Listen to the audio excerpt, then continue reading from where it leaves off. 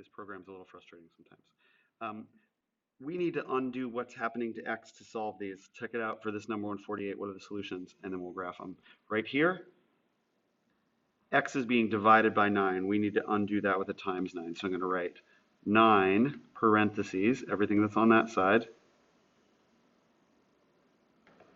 is greater than 9 parentheses, everything that's on that side.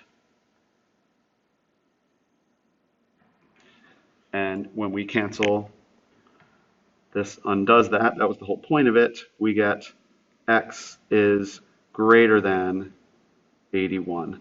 That's what we're graphing.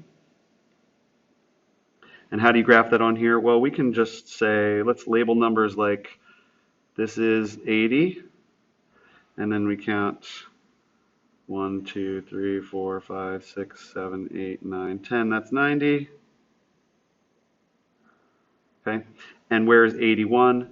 81 is one more than 80. Can we include it? No, it doesn't say or equals, and it says x is all of the values greater. X is greater than 81. So we're going to go bigger, just like that. Okay. Same thing for number 49. What is happening to x? It's being divided by 5, so we need to multiply both sides by 5 to undo that. So we say 5 parentheses x over 5, which is already there, is greater than or equal to 5 parentheses negative 2, which is what's already there. And then when these cancel out,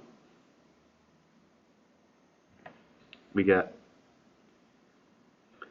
x is greater than or equal to negative 10. Okay? And we will label this like, let's say this is negative 10. Okay? And then negative 9, negative 8, negative 7, negative 6, negative 5. Call that negative 5. Negative 4, negative 3, negative 2, negative 1, 0, etc. Negative 11, negative 12, negative 13, negative 14, negative 15.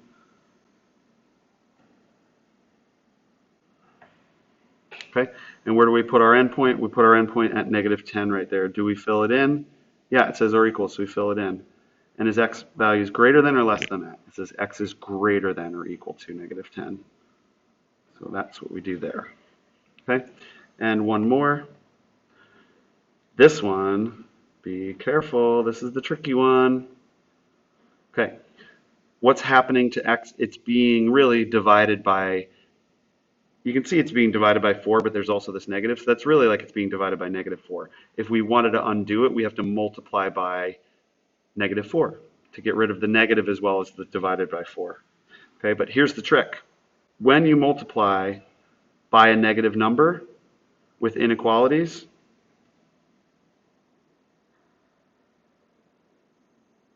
at the exact same time that you multiply or divide by a negative number, the inequality flips. If you don't remember that, you will get every one of these wrong.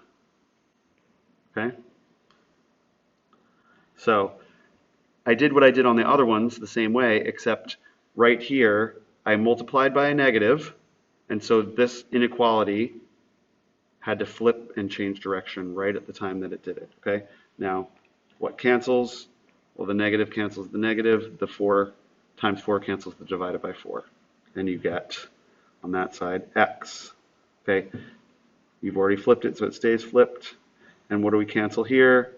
We don't cancel anything. It's just negative 4 times 2 is negative 8. And we will then fill in the number line by saying, okay, let's say this was negative 10. Negative 9, negative 8, negative 7, negative 6, negative 5, negative 4, negative 3, negative 2, negative 1, 0. Going the other way, negative 11, negative 12, negative 13, negative 14, negative 15.